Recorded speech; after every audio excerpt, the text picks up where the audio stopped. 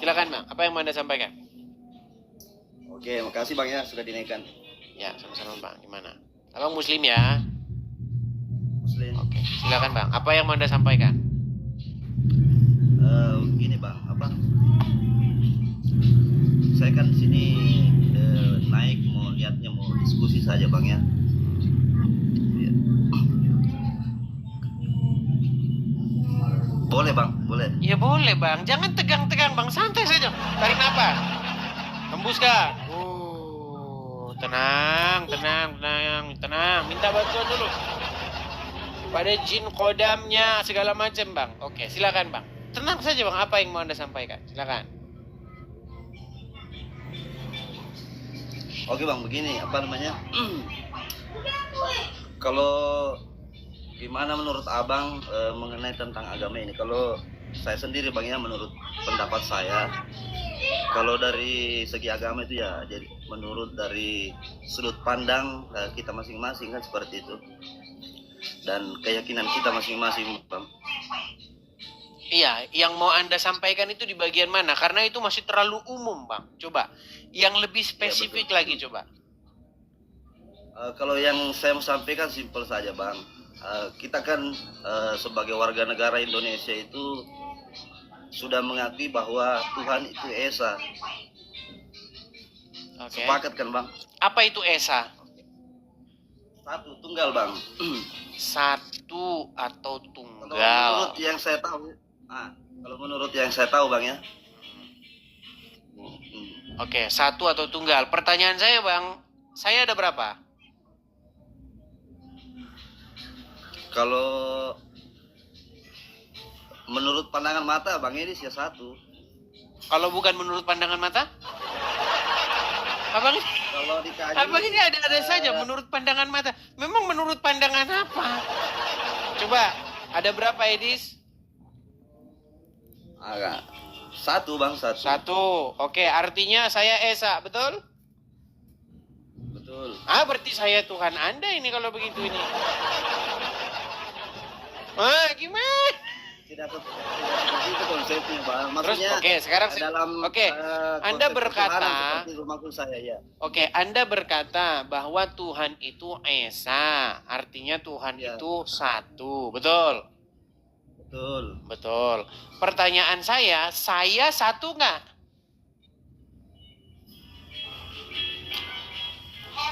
Oh ya saya paham. Aduh gimana ini? Saya ya, coba dulu Bang. Saya satu nggak? Betul satu. Oke, ada nggak Edis yang lain? Tidak ada. Tidak ada. Artinya saya Esa, betul? Iya betul. Maha benar Edis dengan segala perkataannya. Wah iya, berarti saya ini Tuhan Anda. Artinya saya ini adalah Allah Subhanahu Wa Taala, betul? Tidak, karena saya Esa, betul?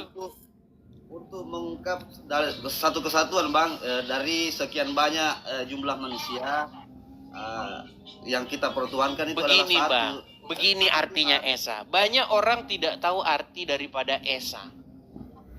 Kita bukan bahas Esa bahasa Inggris, bahasa Indonesia Bang, karena Esa itu bahasa Inggris. Yang mau kita bahas di sini adalah statement daripada Bible.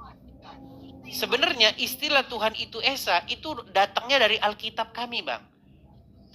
Yeah. Yang mengatakan Tuhan itu Esa di Alkitab kami. Dan itulah yang kalian colong itu Bang. Itu kalian curi, itu kalian colong itu istilah itu. Lalu kalian pelintir maknanya. Begini Bang. Mengenai kata Tuhan itu Esa, saya tunjukkan kepada Abang. Ada di sini. Tunggu Bang. Kalau Abang ya sebentar itu ya, sebentar. Maksud saya sebelum Bang Edis ke ayat Bible-nya,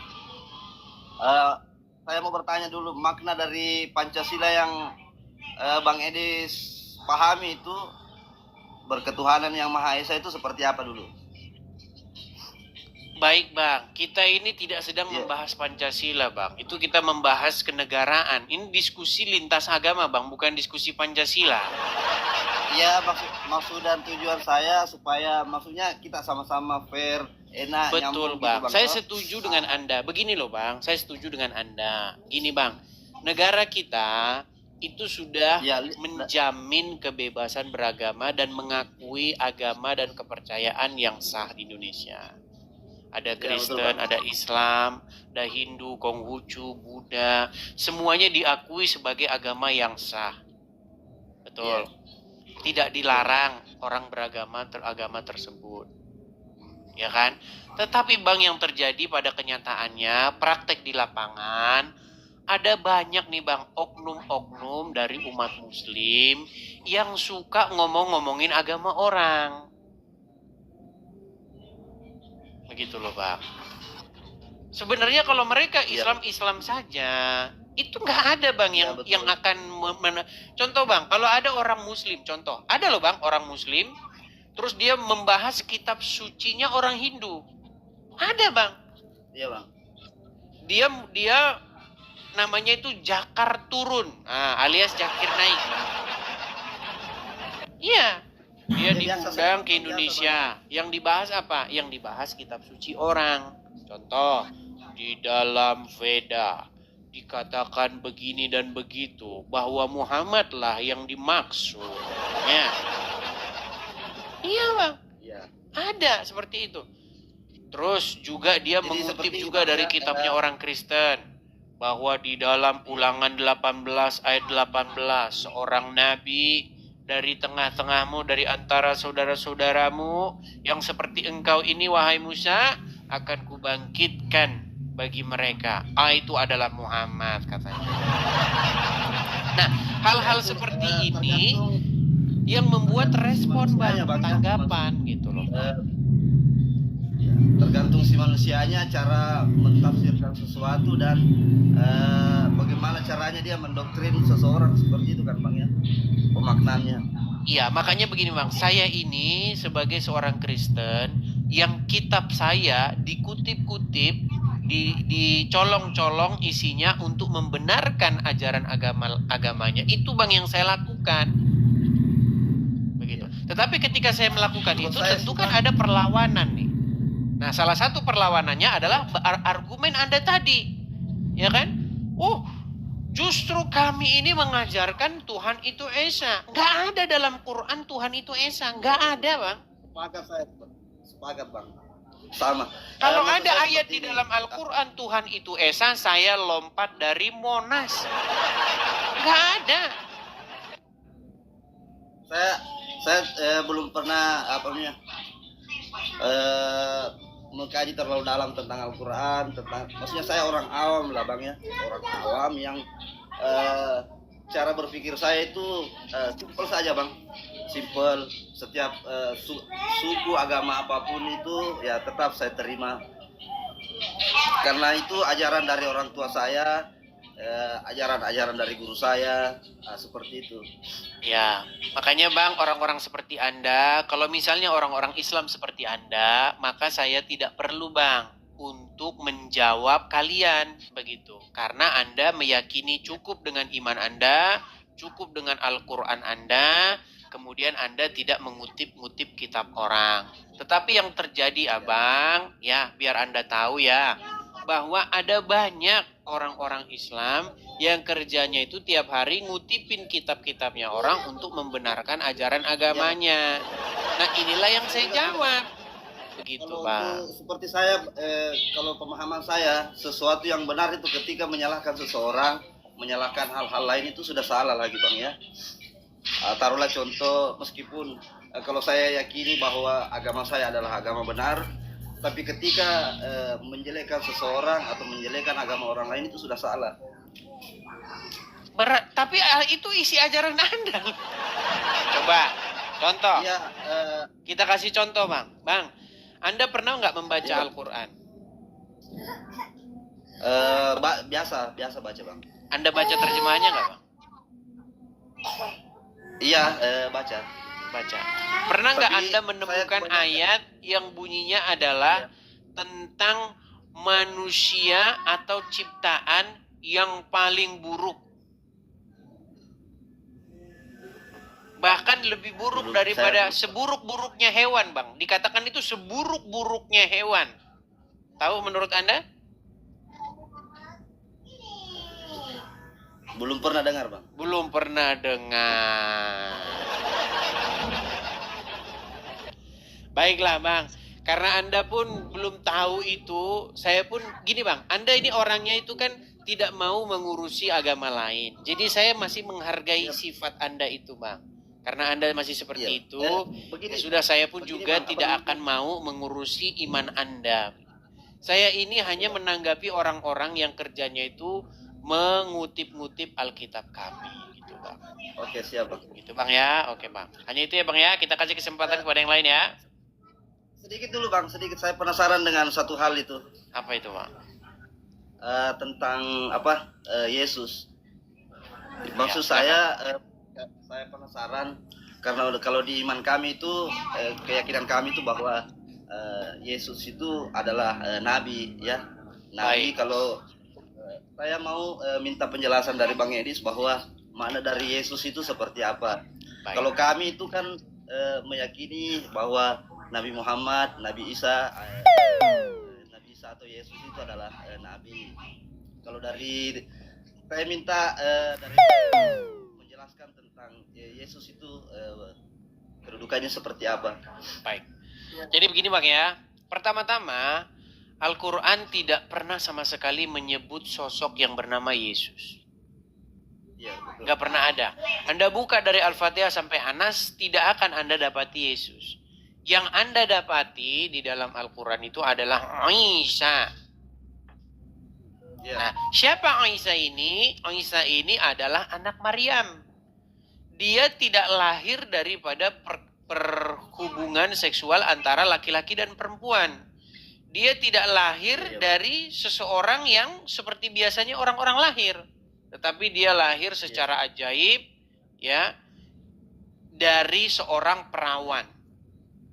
Nah, sosok yang seperti ini itu disebutkan di dalam Alkitab, di dalam Injil, yaitu Yesus. Makanya umat Muslim itu supaya tokoh Isa ini menjadi tokoh yang sejarah, maka dia harus merujuk kepada sosok yang ada di dalam Injil, yaitu Yesus.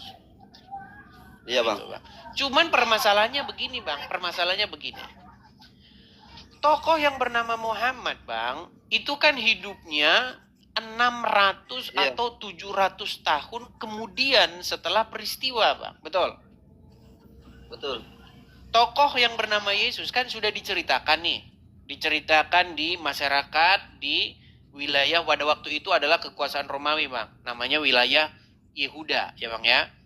Yudea, begitu. Nah, kemudian 600 atau 700 tahun kemudian adalah seorang Arab yang Anda yakini seorang Arab yang bernama Muhammad menceritakan tokoh ini, tokoh yang dilahirkan dari seorang perawan ini. Ya, betul. Secara logika, Bang, secara logika, menurut Anda, bagaimana mungkin orang yang datangnya 500 tahun kemudian, 700 tahun kemudian ceritanya bisa lebih akurat, Bang? Sudahlah pasti cerita tersebut tidak lebih akurat. Saya kasih contoh.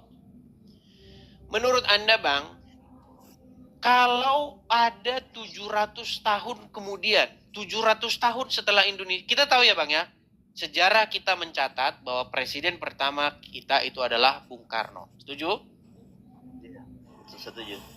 Kalau misalnya 700 tahun kemudian, Bang, bukan dari Indonesia, bukan orang Indonesia, tetapi orang Uruguay bercerita bahwa presiden pertama Republik Indonesia bukan Soekarno. Ya.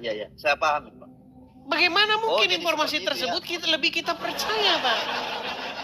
Oh, berarti di iman Kristen bahwa Yesus itu bukan Isa ya, seperti itu, Bang ya?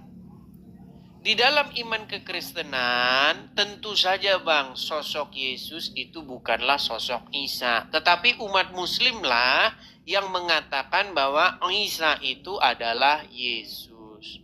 Begitu Bang. Karena apa? Karena kalau tidak dikatakan Isa itu Yesus, nanti mereka bingung. Isa ini pernah hidup di mana? Contoh, sekarang gini Bang. Isa menurut umat Muslim punya murid nggak? Punya. Berapa Yang muridnya? Saya pernah dengar itu Yesus Saya kurang Enggak, jangan Yesus dulu paham bang. itu Sosok bang, yang Isa, jelasnya. sosok Nabi Isa di dalam iman Islam punya murid-murid nggak? Oh, saya kurang paham tentang kisah itu bang. Ya, menurut umat Kalau Muslim bang, di sosok Isa itu punya ajaran- murid, jumlahnya 12. Ya, kalau di Dari mana tahu Kristen 12? saya pernah dengar Ya itu tentu saja nyontek dari teman, Bang. Injil. Karena kalau dari sosok Isa teman bukan saya, Bang, Yesus, kalau dia- maka akan menjadi kesulitan bagi umat Muslim. Isa ini siapa gitu loh? Apakah dia termasuk tokoh sejarah yang pernah ada? Atau sosok yang nggak jelas siapa? Makanya banyak umat Muslim harus merujuk bahwa Isa itu adalah yang ada di dalam Injilnya orang Kristen. Begitu bang. Makanya agama Islam adalah satu-satunya agama yang memerlukan kitabnya orang lain. Kitabnya agama orang lain. Kenapa? Karena tanpa merujuk kepada situ nanti jadi ambiar. Iya, Begitu bang. iya betul itu bang. Ini kan ketika saya pernah bertemu dengan teman saya ini, dia menceritakan tentang itu kitab itu kan, bahwa Yesus, murid-murid Yesus itu dari beberapa muridnya itu dinamai dalam apa namanya, surah-surah yang di Bible itu. Ya. Ya. Jadi makanya bang. Cuma yang ini takutnya saya salah bang, takutnya saya kedepannya ketika berteman dengan atau bersahabatlah dengan umat teman-teman Kristiani atau Kristen, takutnya saya salah mencap di situ bahwa keyakinan saya adalah maksudnya yang saya tahu bukan keyakinan bang ya, yang saya tahu Isa itu adalah Yesus dan ternyata bukan seperti itu yang saya itu yang saya takut menyinggung hal-hal seperti itu ke teman saya seperti itu bang. Tapi gini bang, Karena menurut beda iman versi Anda kan, bang, menurut apa yang Anda Ya. yakini sekarang ini, sebenarnya Anda boleh nggak berteman dengan orang-orang Kristen? kalau saya boleh bang. Sebenarnya nggak agama. boleh bang. Sebenarnya tidak boleh. Saya memandang itu yang penting sesama manusia, saya tidak pandang sukunya bang, tidak Ya. pandang rasnya, tidak pandang Ya, agamanya. itu adalah Cuma- apa yang Anda terima di dalam hati nurani Anda, di dalam akal pikiran Anda. Tapi sesungguhnya Iya, Bang. di dalam ajaran agama Anda itu tidak boleh Anda berteman dengan orang-orang Kristen itu. Oh itu kalau menurut saya itu sudah masuk ke doktrin, itu ranah doktrin itu bang. Itu bukan Tergantung doktrin siapa bang, yang- ada ayatnya. Baik, mau saya kasih tunjuk? Oh boleh silakan. Oke, baik. Dia mesti kasih tunjuk. Tapi nanti kalau saya kasih tunjuk, Bang, jangan lagi mengeyel mengatakan bahwa oh boleh gitu ya. Baik ya? Baik, saya akan tunjukkan. Sabar ya, Bang ya.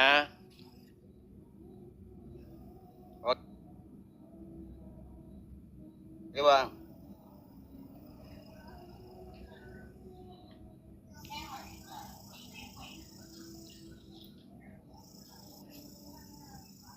Kita akan tunjukkan Bang ya, apa sebenarnya yang diajarkan oleh agama Islam. Baik, saya balikan dulu kamera saya Bang ya. Siap. Oke. Kelihatan ya Bang ya, hadis-hadisnya. Ini Bang ya. Kelihatan? Kita baca ya Bang ya. Dari Abu Sa'id Al-Khudri radhiyallahu anhu.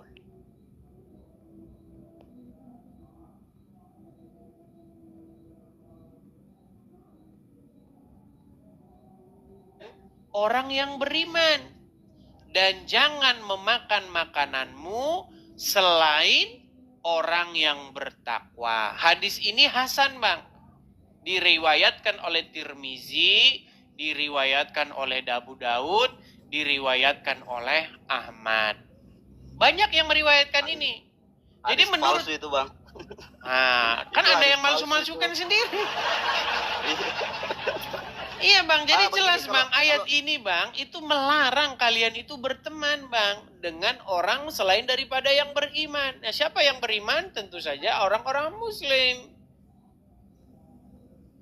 Nggak boleh bang kalian itu berteman kecuali dengan orang yang muslim. Ini adalah fakta dan kenyataan Islam yang sebenarnya. Jangan, nggak boleh bang, harus kita berteman semua ya. Ya berarti Anda harus melawan Muhammad. Bang, seandainya Anda berjumpa dengan Nabi, Anda akan berdebat dengan Nabi. Wahai Nabi, mengapa engkau melarang kami berteman kecuali dengan orang yang beriman? Gitu loh. Makanya saya kan pernah bilang, Bang, kalau Anda sungguh-sungguh percaya hadis, maka Anda tidak akan berteman kecuali dengan orang yang beriman. Sementara Anda masih percaya hadis tapi mau berteman dengan orang-orang non beriman. Kalau dari pandangan saya bang, kalau dari segi hadis itu ya kita sisa memilah-milah saja mana yang kita mau ikuti dan mana yang tidak perlu diikuti kan bang. Jadi menurut Anda omongan Muhammad di sini salah ya? Itu saya rasa kurang tepat seperti itu bang. Oke, berarti Anda sebagai Muslim Anda berani menyalahkan Muhammad ya? Bukan si Muhammadnya tapi apa namanya keterangan dari hadis itu bang, apa namanya? Berarti menurut Anda hadis ini yang palsu. Muhammad tidak pernah mengajarkan yang demikian. Ya, kalau saya yang saya tangkap dari Nabi tentang taruhlah contoh dalam kisahnya yang pernah saya dengar itu bang, dari dia orang Yahudi kan, bertetanggaan dengan Yahudi. Kalau yang saya dengar kalimatnya itu ketika orang Yahudi itu sakit, Nabi menjenguknya bang. Jadi menurut Anda di satu pihak Muhammad melarang berteman. Oke, menjenguk itu beda dengan berteman loh bang. Saya kasih contoh ya bang ya. Nggak mungkin. Ya. Gini sedikit bang, saya kasih contoh. Bang, kalau Anda bertemu dengan orang di jalan, dia mau nyebrang. Ya. Anda tolong dia menyeberang. Apakah Anda pasti berteman dengan orang itu? Belum tentu bang, bahkan kita belum tentu kenal dia siapa, setuju nggak? Iya betul, setuju bang. Artinya Anda sedang membandingkan sesuatu yang tidak sejenis. Anda malah mengangkat satu isu di mana Muhammad pernah membantu orang Wahyudi. Betul? Betul. Sementara yang kita bahas bukan soal membantu bang. Ketika Anda membantu orang di jalan bukan berarti itu teman Anda.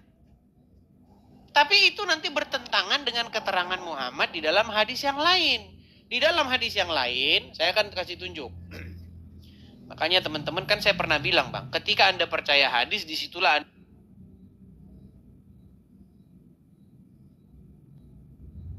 Anda bertentangan juga bang. Nah itu Anda tahu. Iya. Bentar.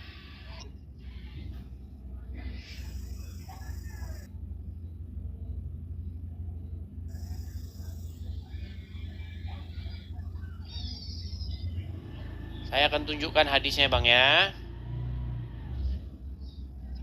Satu sisi Anda berkata bahwasanya,